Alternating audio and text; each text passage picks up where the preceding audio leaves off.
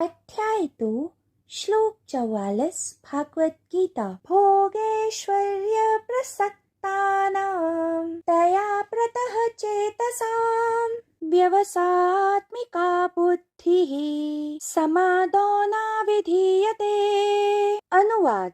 जो मनुष्य भौतिक भोगों तथा भौतिक ऐश्वर्यों के प्रति अत्यधिक आसक्त होते हैं, ऐसी वस्तुओं से मोहग्रस्त होते हैं, वे समाधि के आनंद में स्थिर रहने के लिए एकाग्र नहीं हो सकते हैं। व्याख्या। श्री कृष्ण ने अर्जुन को इससे पूर्व के श्लोकों में बुद्धि की एकाग्रता के महत्व के बारे में समझाया था और अब इस श्लोक में वे उन प्रवृत्तियों का वर्णन कर रहे थे जो एकाग्रचित्त होकर ध्यान लगाने में बाधा डाल सकती हैं। संक्षेप में श्री कृष्ण अर्जुन से कह रहे थे कि जो मनुष्य एक के बाद एक भौतिक इच्छाओं के बारे में सोचते हैं, वे कभी भी पूर्णतः एकाग्रचित्तता की स्थिति तक नहीं पहुंच पाते हैं। इस एकाग्रचित्तता की स्थिति का वर्णन करने के लिए इस श्लोक में योगेश्वर श्री कृष्ण ने समाधि शब्द का प्रयोग किया है। समाधि महर्षि पतंजलि के अष्टांग योग का 8वां और अंतिम चरण है। समाधि शब्द समा शब्द से बना है, जिसका अर्थ है एक जैसा होना, और धी शब्द का अर्थ है बुद्धि। यदि हमारी बुद्धि एक समान अवस्था में पहुंच जाती है तो योग में हम इसे समाधि कहते हैं। यह मानव चेतना की उच्चतम अवस्था को संदर्भित करता है, जिसे एक आध्यात्मिक साधक इस जीवन में प्राप्त कर सकता है। हमें स्मरण रखना चाहिए कि हमारे शास्त्रों और योग के संदर्भ में समाधि का वह अर्थ नहीं है जैसा कि हम आजकल अपनी भाषा में प्रयोग करते हैं, जैसे जहाँ किसी मृत व्यक्ति को गाड़ा गया हो उस जगह पर बनाए गए स्मारक के तौर पर, या जब कोई संत महात्मा मर जाते हैं तो उस स्थिति को व्यक्त करने के लिए महर्षि पतंजलि ने योग सूत्र में 10 प्रकार की समाधियों का वर्णन किया था, जो हमारी मन की विभिन्न परतों से संबंधित है, जिन्हें शांत करके समाधि की विभिन्न स्तरों तक ले जाया जा सकता है। सबीज समाधि। सबीज का अर्थ है बीज सहित, क्योंकि इसमें आध्यात्मिक साधक ध्येय अर्थात लक्ष्य के रूप में किसी बाहरी वस्तु या पदार्थ, जिसे प्रत्यय कहते हैं, का सहयोग लेते हैं।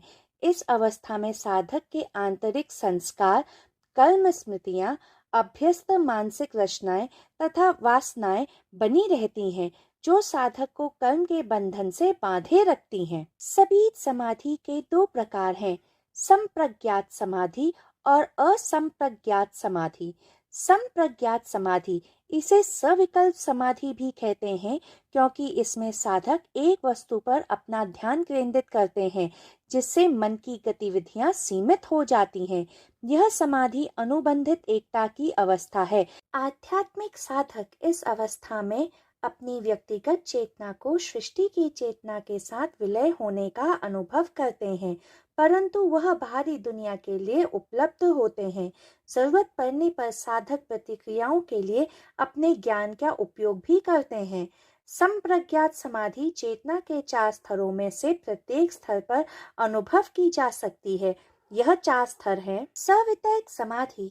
वितर्क एक तर्क है जो आध्यात्मिक साधक का उत्थान करता है। जब साधक सवितर्क समाधि की स्थिति में पहुंचता है तो साधक अपने आप को शांत मन में स्थापित कर लेता है, परंतु साधक चीजों को अभी भी जागरूकता के स्तर पर तौलता है और तय करता है कि वे चर्चा के लिए उपयोगी है या नहीं। इसलिए इस समय साधक वितर्क की स्थिति में होता है। सविचार समाधि।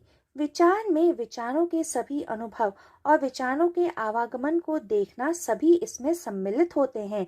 आध्यात्मिक साधक जो सविचार समाधि की अवस्था में होते हैं, वे सम्मता में तो होते हैं, परंतु उनके विचार आते जाते रहते हैं। यह विचार ध्यान का भाग है। सविचार समाधि में विचारों की 2 अवस्थाएं हो सकती हैं। पहली तरह के विचार साधक को परेशान करते हैं और दूसरे तरह के विचार साधक की चेतना में घूमते रहते हैं और साधक उनके प्रति सजग रहते हैं। स आनंद समाधि, इस स्थिति में मन भौतिक संसार से रहित हो शून्य में स्थित हो जाता है। साधक अपनी बुद्धि से परे चले जाते हैं, जिस कारण वे आनंद का अनुभव करने लगते हैं। यहाँ कोई तर्क या विचार नहीं है, केवल स्थिर मन की शांति होती है, जो केवल अपने बारे में, अपने आनंद के बारे में जागरूक रहती है। इस अवस्था में साधक का ध्यान इस बात पर होता है कि उनके भीतर क्या हो रहा है। स अस्मिता समाधि, यह ध्यान की उच्चतम स्थिति है, जिसके दौरान साधक भौतिक दुनिया को एक साक्षी बनकर देखने लगते हैं तथा अपने अंदर स्थित दिव्यता के बारे में जागरूक हो जाते हैं। इस अवस्था में साधक आनंद को पार कर बस रह जाते हैं। इस स्थिति में साधक केवल सात्विक शुद्ध में हो जाते हैं और किसी और वस्तु के बारे में नहीं जानते हैं। इस अवस्था में ना ही कोई डर शेष बचता है और ना ही कोई इच्छा बाकी रह जाती है। असंप्रज्ञात समाधि, इसे निर्विकल्प समाधि भी कहते हैं।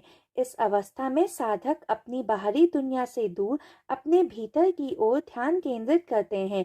अगर कोई स्थिति उत्पन्न भी होती है तो साधक इससे अप्रभावित रहते हैं। इस अवस्था को प्राप्त करने वाले साधकों का मन सृष्टि से कुछ सर्वज्ञ और सर्वशक्तिमान गुणों को प्राप्त करता है। इस अवस्था में साधक एक दिव्य आयाम में प्रवेश कर जाते हैं। साधक ऋतंभरा प्रज्ञा का अनुभव करने लगते हैं, जहां उनके विचार सहज रूप से वास्तविकता में प्रकट हो जाते हैं। यह जागरूकता के एक स्तर से दूसरे स्तर पर जाने की स्थिति है। इस दौरान प्रगति के 4 चरण होते हैं।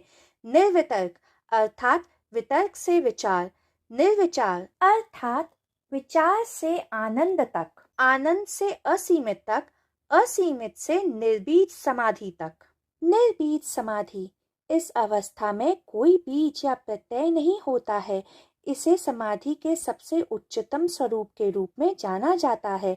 इस अवस्था में आंतरिक संस्कार, कर्म स्मृतियां, अभ्यस्त मानसिक रचनाएं तथा वासनाएं नहीं होती हैं, क्योंकि इन्हें आध्यात्मिक साधक अभ्यास द्वारा पहले के चरणों में शुद्ध कर चुके होते हैं। यह समाधि सीधे धर्मेक समाधि के अगले चरण की ओर ले जाती है। निर्बीज समाधि को योग की उच्चतम अवस्था, सभी ध्यान की प्रणालियों तथा ध्यान के अंतिम उत्पाद के रूप में भी वर्णित किया जा सकता है। धर्मेक समाधि, यह समाधि की उच्चतम अवस्था है जो अपरिवर्तनीय है तथा इस अवस्था को पार कर कैवल्य या मुक्ति की प्राप्ति होती है। महर्षि पतंजलि के अनुसार साधक इस अवस्था तक तब पहुँचते हैं जब वे अपनी परमात्मा को जानने तथा सर्वोच्च ज्ञान प्राप्त करने की इच्छा तक को खो चुके होते हैं। इस समाधि को प्रयास या प्रयत्नों से नहीं पाया जा सकता है। यह स्वयं को तब प्रकट करती है जब सभी प्रयास लुप्त हो जाते हैं। यह दिव्य वरदान है।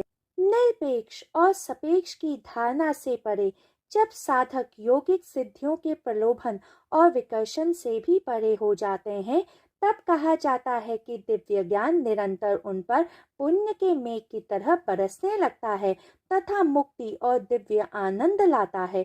यह जीवन मुक्ति है, भौतिक शरीर में रहते हुए भी मुक्ति को प्राप्त करना।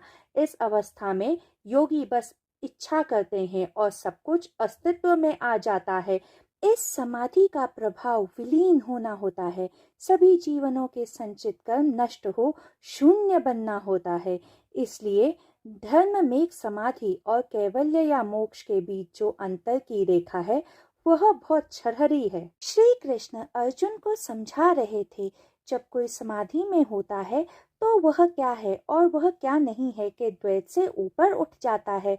वह उस आयाम का अनुभव कर लेता है जो नहीं है, जिसका कोई रूप, आकार, गुण कुछ भी नहीं है। वह शून्य है। पूरी सृष्टि वह जो नहीं है और वह जो है से ही निर्मित हुई है। वह जो है में रूप, आकार, गुण, सौंदर्य है और दूसरी ओर वह जो नहीं है में इनमें से कुछ भी नहीं है, परंतु वह हर स्थान में व्याप्त है।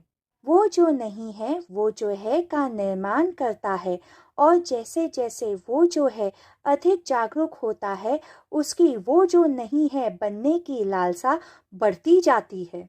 अगर आपको मेरे इस श्लोक की व्याख्या पसंद आई हो तो कृपया कर मेरे चैनल द मिस्टिक डीमिस्टिफाई को लाइक, शेयर और सब्सक्राइब करें। जय श्री कृष्ण।